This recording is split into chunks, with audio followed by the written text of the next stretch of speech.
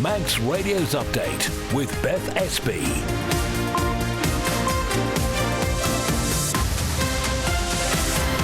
Well, Fastamai, good evening. Welcome to Update. It is Friday, the 14th of February, and on this very special day, what do you need alongside the Valentine's Day gifts that you've been showered with, I hope? Well, a rundown of the day's news, obviously, which tonight includes an MHK who believes there's a way forward for former Steam Packet employees to take the company back to its glory days. Also, a charity telling us why loneliness on the island needs to be tackled, and details of new rules to protect the Isle of Man's bee population. We'll also have the usual traffic and travel rundown. We understand there are some potential delays around the Santon roadworks at the moment. We'll also look at the weather and the sport, and if you'd like to get in touch, you can text the studio. It's 166 177. We'll start with the news headlines with Christian Fastamai. Fastamai, a Douglas man has been found guilty of causing death by dangerous driving.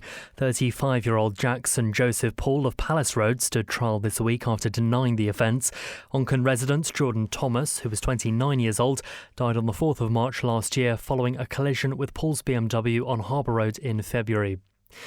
The former infrastructure minister says he isn't convinced the Steam Packet should be entirely publicly owned as applications to become the company's chair draw to a close. I really hope that some of the old-timers from the Steam Packet, when it was a private company, consider applying, because wouldn't it be great if we could go back to some of the older days when the Steam Packet was serving the island better than it is now. Chris Thomas thinks engaging with the private sector and revisiting the vessel's strategy could lead to growth of the fleet and new journeys. Ramsey restaurant Good Stuff has announced its pending closure after almost 5 years in the town.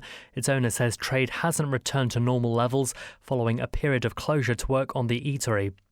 And a charity that supports adults experiencing difficulties with mental health, addiction and many other complex life challenges is preparing to welcome a new cohort of individuals into its programme. Some people can come to us who really experience some dreadful things in their life and they're in a really, really bad place. And what they do is they build up their self-resilience and how they can then integrate back into society. That's the charity's co-founder there, Ralph Peake. New View has been offering its services since 2019. In the latest international news now, and Ukraine's leader says his country has to have some form of protection from further Russian aggression if NATO membership is off the table in any peace talks. US President Donald Trump is trying to broker a deal with the Russian leader Vladimir Putin and has suggested Ukraine's wish to join the protective alliance of Western countries won't be part of the settlement. Teachers say they need support after an investigation found a fifth of them have seen a pupil carrying a knife at school. Sometimes what leaders need is a bit more hand-holding and a little bit more listening to so that we can understand exactly what our options are. The majority say they've had no training on how to deal with the issue.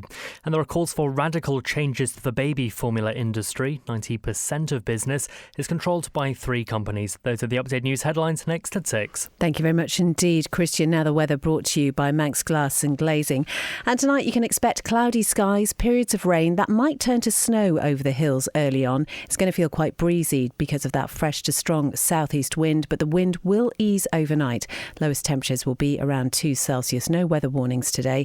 Tomorrow, another cloudy day, occasional light rain. That easterly wind will be moderate, sometimes feeling fresh. Will be cold though, a high of just 5 Celsius. And the outlook for Sunday staying dull and cloudy. The chance of some rain or drizzle at times. A southeast wind will remain fresh to strong and temperatures peaking at around 6 Celsius. Sunrise was at 7:39. No, sunrise tomorrow will be at 7:39. Sunset today was at 5:25. Manx Glass and Glazing can supply and install single, double and triple glazing. Call 674 573 or visit the showroom on the Snugborough Trading Estate.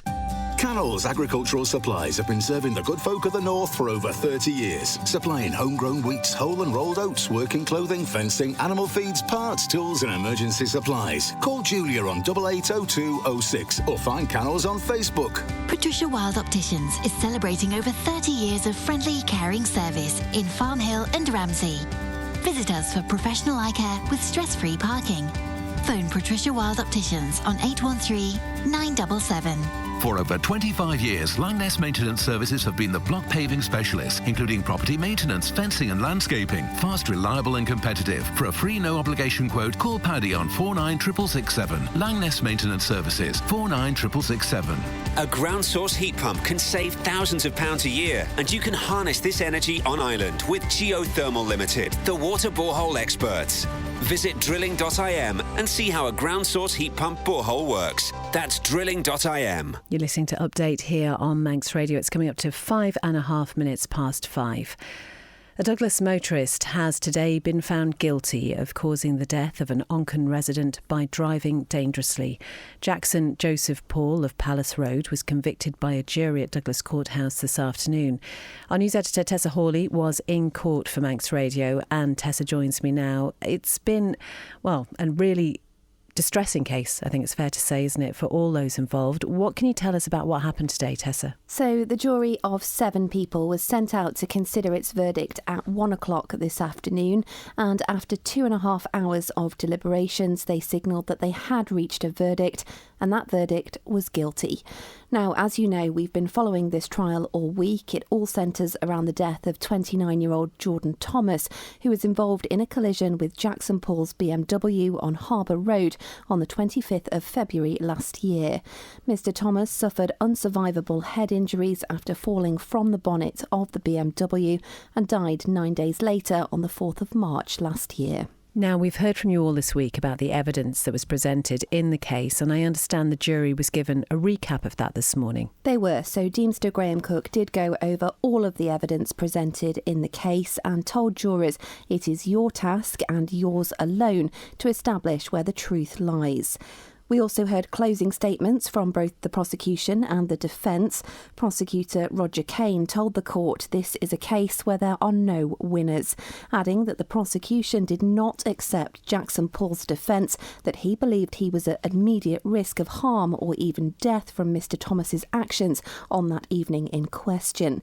A reminder that Mr Thomas had climbed onto Jackson Paul's bonnet and had begun breaking his windscreen wipers and punching his windscreen before falling into the road when Jackson Paul accelerated forwards.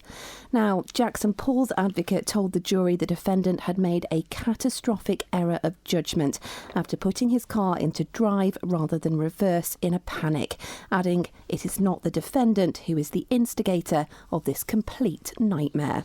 So, Tessa, we have a guilty verdict. What happens next? So, following that verdict being handed down, Deemster Graham Cook made the decision to immediately remand Jackson Paul into the custody of the Isle of Man prison. This, he said, was because he believed he posed a flight risk. Now, Jackson Paul was told he stands to serve a potentially substantial period in custody, with the court told the maximum sentence for a death by dangerous driving charge of 14 years in prison, although the Deemster did acknowledge that sentences of this length are very rarely imposed. That sentencing will take place on Monday the 24th of February, and Deemster Cook had some parting words for the jurors who'd convicted Jackson Paul, telling them, "It is my view that you came to the right decision on the evidence. It was more than careless driving, it was dangerous driving." Tessa, thank you. We'll, of course, have more in this story at manxradio.com, and we'll bring you coverage of that sentence on Monday the 24th of February when it happens. 8.5 minutes past 5. Now, a Douglas MHK hopes former steam packet employees will consider rejoining the company to take it back to its glory days. Sunday marks the final chance for people to send their applications for the position of chair of the organisation. Chris Thomas says before the Manx government decided to buy the company in 2016, there were plans to increase the island's fleet of vessels and expand and introduce new routes. The former infrastructure minister believes by bringing back shipping expertise and working with the private sector, the island could expand its sea services in the Irish Sea. So I've been looking back at the last offer that the private sector steam packet made to government and to Tynwald back in 2016, and there's many things in that offer from 2016, 2017 that I prefer compared to what we're doing now. So I've started asking the question, do we need to think about bringing in a private sector shipping partner to help us run our steam packet. And I've started thinking, do we need to revisit our vessel strategy? So at the moment, there's a live recruitment process for the chair of the steam packet, and I really hope that some of the old timers from the steam packet, when it was a private company, consider applying to be that chair, because wouldn't it be great if we could go back to some of the older days when the steam packet was serving the island better than it is now? You're speaking about growing the fleet, and you said in 2016 government had this offer, and then you look a few years later and it's not meeting what... Yeah, so as I remember it, Mr Quayle, the chairman at the time, and Mr Woodward, the chief executive at the time, they were very keen to have one extra vessel. So for them, it was very important to have the new vessels and to keep the Ben Macree to be operating as an extra vessel to grow the market and to make the services more resilient. And that seems to me to be a very good idea. In that 2016 offer, there was talk about working with local people for discounts for usage and really working to develop the market locally, and also with local businesses for visitors and the like, and that doesn't seem to have happened quite as much. I mean, good progress has been made recently, but that's a real focus. So what I'm saying is there's a lot of merit in having private ownership of part of the steam packet. That was always my position, and I think I was right back in before the 2016 general election. I'm not convinced that we're better off having entirely publicly owned. Some could argue that, this was the plan in 2016 going forward, but then you had COVID and every sort of business or sector suffered. COVID obviously had a huge impact, but I'd say it happened earlier than that. So the decision was made to buy 100% the steam packet much earlier than that. Then the decision was made to buy a bigger vessel, the Manxman, than was required under the Sea Services Agreement earlier than COVID. So what I'm saying is we need to remember the good things that we had when the steam packet was a private ownership. I'm not talking about privatisation. I'm talking about working with private sectors and legal entities that have the huge tradition and knowledge of sea services in the Irish Sea that the steam packet had in its day. That is MHK Chris Thomas talking to Chanel. We did invite the steam packet to comment on this if they wished. 12 minutes past 5, Douglas Council says a new way of collecting social housing rent is going to help bring down rent arrears. Chair of the Housing Committee, Devon Watson, says the change is about giving flexibility to tenants. So traditionally, rent is collected on a weekly basis, and that was collected over a 50-week period. But because there's 52 weeks in a year, we're shifting to a 52-week collection period. This is just about rationalising the process, about reducing those cyclical rent arrears, and sort of putting more control back into the hands of tenants as to how they manage their credit balance. So what would typically happen is you would pay over 50 weeks, and then those last 2 weeks you've already paid for them by having a positive credit balance. And essentially what we're doing is we're putting that control back into the hands of tenants, where you pay over a 52-week period, and you can choose if you want to have a positive credit balance. It's just like paying any other utility bill. It's about rationalising these systems and bringing them into the 21st century. What effect will this have on rent arrears? So essentially what happens is rent arrears figures are higher than they should be statistically, because when people pay over that 52-week period, they're paying a standard weekly rent, and then they will end up paying off that balance over the Christmas and New Year's period. So essentially it's correcting that statistical error. We're hoping to take a significant chunk of those rent arrears away by just creating a simplified, rational process where everyone pays over the exact same period type, and then people can sort of work out those arrangements. So it's essentially removing the rent arrears that otherwise shouldn't be there because of the confusion between a 50 or a 52-week system. It's just about reducing government waste, and it's about reducing and simplifying those bureaucratic systems. That's Chair of the Housing Committee and Douglas Council, Devon Watson, talking to Emma Draper there.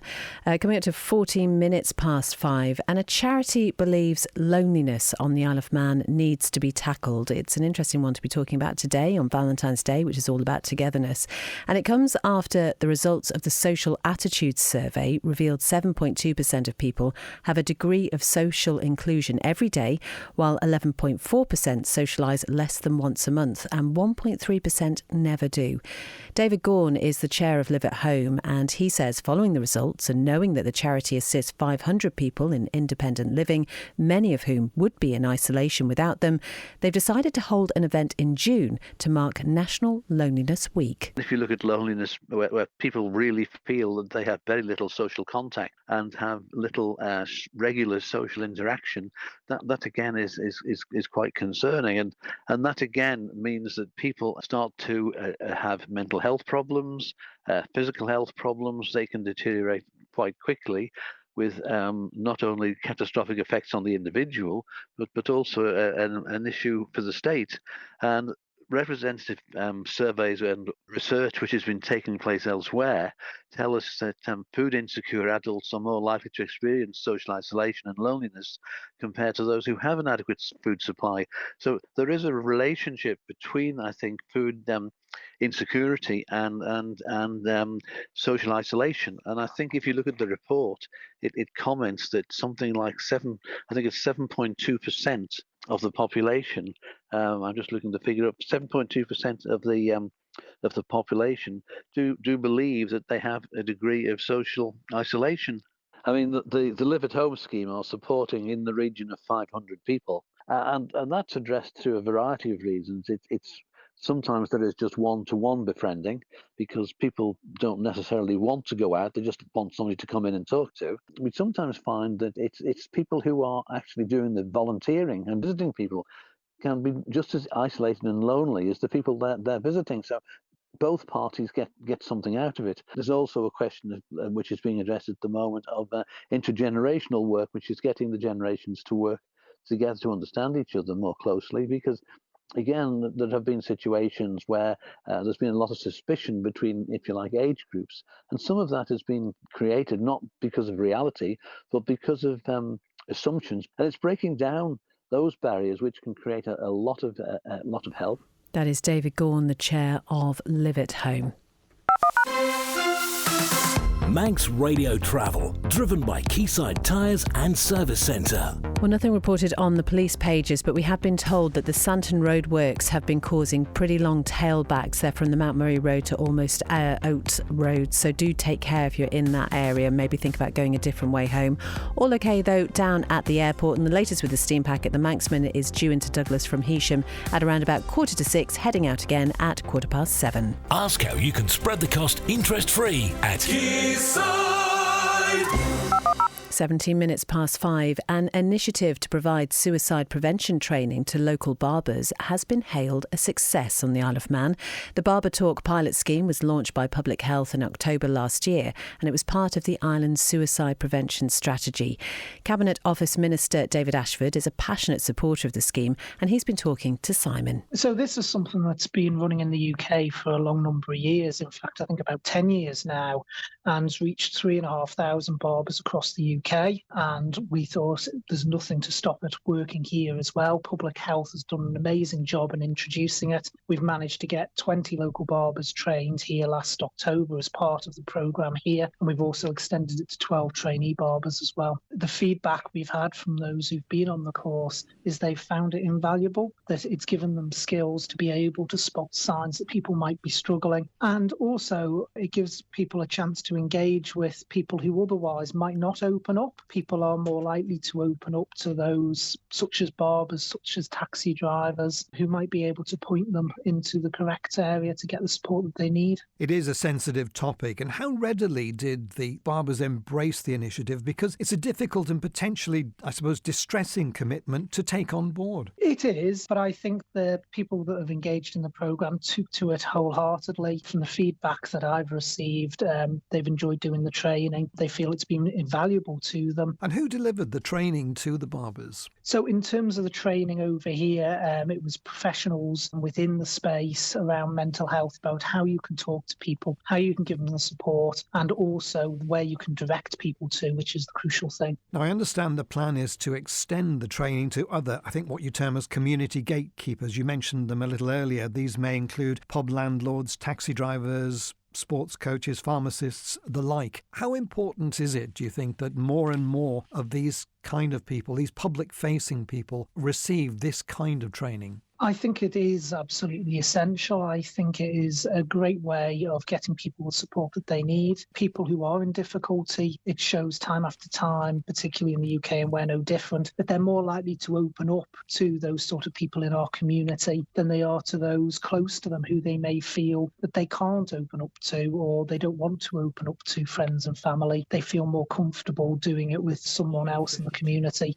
That is David Ashford talking to Simon there about that initiative, and you can find much more about that on manxradio.com. It is coming up to 5:20. Yeah, that's right. Braddon Commissioners has said it's not interested in a boundary extension put forward by Douglas Council. Now, the City Authority is looking to take on a number of housing estates in the parish, as well as land which backs onto the industrial estate and business park. Local Democracy reporter Emma Draper has the details. The parish authority had met with representatives from Douglas Council, saying they would like to take on 4 areas of Braddon, including the future 300-house Bala Fletcher Road housing estate and Vicarage Road. During yesterday's public meeting, Commissioner John Quay said the idea is garbage and wouldn't provide any benefits to residents of Braddon. He added that the council should be looking at Onken because they have big parks and have more synergy with each other. Mr Quay also said that it's nothing more than a land grab. As part of the potential deal, the commissioners would get back roughly 50 houses from an estate previously taken on by the council from Braddon. Commissioner Andrew Morgan said the job of the board is to protect the interests of the people of Braddon, and their rates would go up if the extension happened. He added that the local authority knows how the people of Braddon feel when the rates are increased. The local authority also said that a decision made now could be changed by the next Board of Commissioners after April's election, and a new council could also scrap the idea. Chair Andrew Jessup said there was potential to work with the council on other matters, including social housing and on joint committees. Douglas Council has been approached for comment. Emma Draper reporting. Now, Bangor University in North Wales has received a £10 million donation from the Albert Goubet Charitable Foundation, the largest sum ever gifted to the universities of Wales. Albert Goubet was responsible for reshaping North Quay in Douglas and creating the former Mount Murray Hotel and Country Club during his time here as an Isle of Man resident. He was born in Rhyl, North Wales in 1928 and was founder of the Quick Save supermarket chain in 1965, after which he reportedly went on to amass a fortune in excess of £1 billion. Simon Richardson reports. Mr Goubet was something of a divisive character on Ireland and had a number of high-profile run-ins with the Manx government, the most notable a row over taxes, during which he threatened he would move to Switzerland.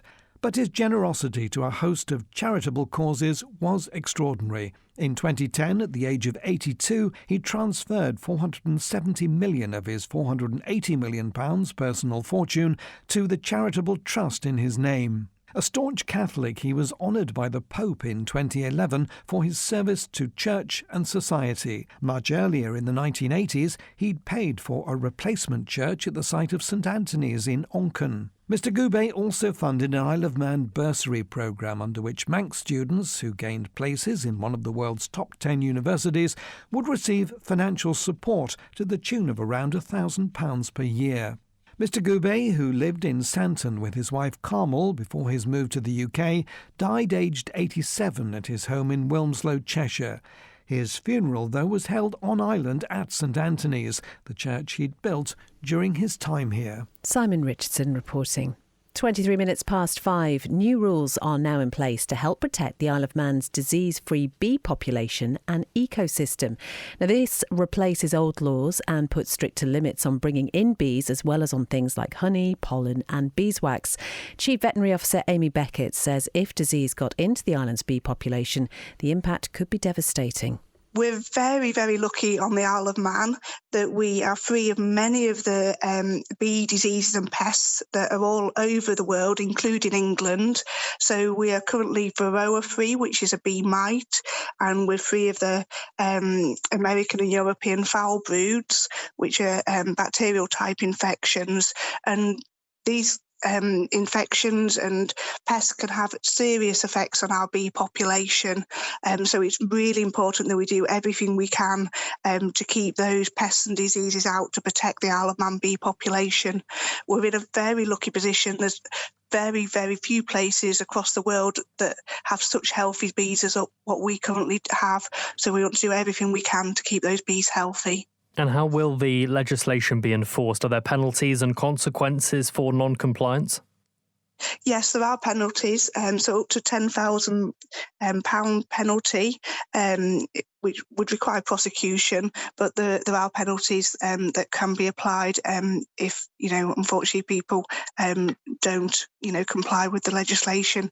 But we really hope that, education and getting the information out there, that hopefully everybody will be very sensible and not do anything to risk our really good, healthy bee population. That is the Chief Veterinary Officer, Amy Beckett, talking about the Department of Environment, Food and Agriculture's Importation of Bees Order Act 2024, tightening up protections against pests and diseases that have caused really big problems for bees around the world. Well, time now for sport here on Update, and here's Rob Pritchard.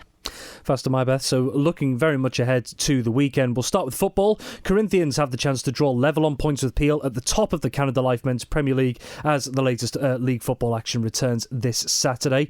With current top flight table toppers Peel on a rest week, Corinthians could match the Westerners' current haul of 40 points should they claim victory away at Union Mills tomorrow. There's also a potentially pivotal battle at the foot of the standings, as Moraun could be all but relegated tomorrow if they suffer defeat against Onken. Meanwhile, Braddon will be looking to maintain their place in the driving seat at the top of Ardern and Drug Unlimited Division 2.